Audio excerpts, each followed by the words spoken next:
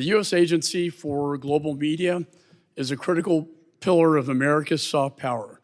It is and will continue to be a beacon of freedom, supplying the truth to those living under tyranny and oppression.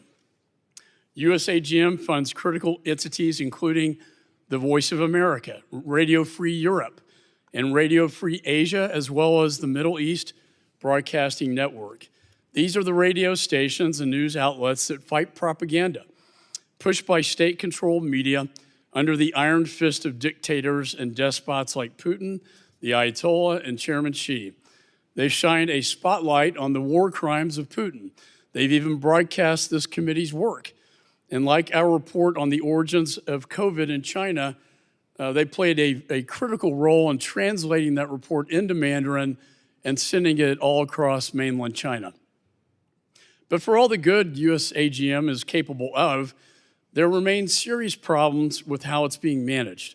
In early 2021, whistleblowers contacted Congress regarding the reinstatement of Ms. Satari Sieg, then director of Voice of America's Persian News Network. The whistleblowers reached out to congressional Democrats first, but they were ignored. And when they came to me, the ranking member of the committee at that time, I immediately opened an investigation into their claims of misconduct. The whistleblowers allege wide-ranging abuses, including that Ms. Sieg frequently berated staff, used taxpayer funds for personal travel, awarded government contracts to friends, falsified her education credentials, and engaged in a pattern of favoritism.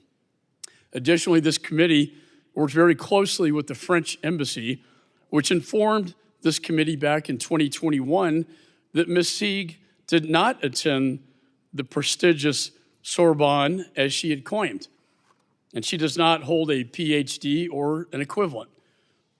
Also, this was established 3 years ago. The USAGM still refuses to accept these facts, but the evidence was clear. The whistleblowers were right. And in light of this investigation, I have serious concerns about employee vetting at this agency. Since this episode represents a continuation of a troubling pattern.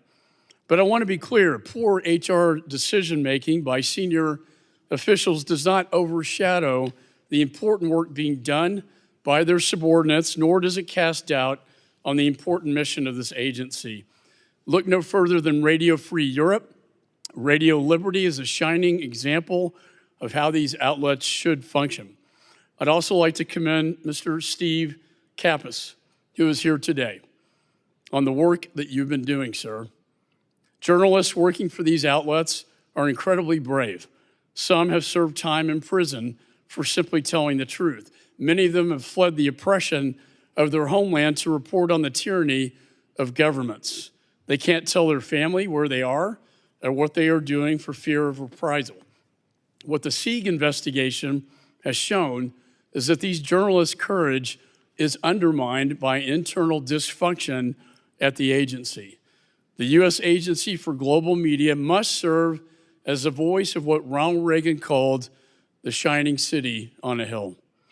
But for that mission to be realized, USAGM leadership needs to reestablish its credibility with the Congress. There's nothing more powerful than the truth. When people have the freedom to choose their own destiny, they will always choose freedom. The world is on fire, and now more than ever, they need that beacon of truth from the shining city on the hill.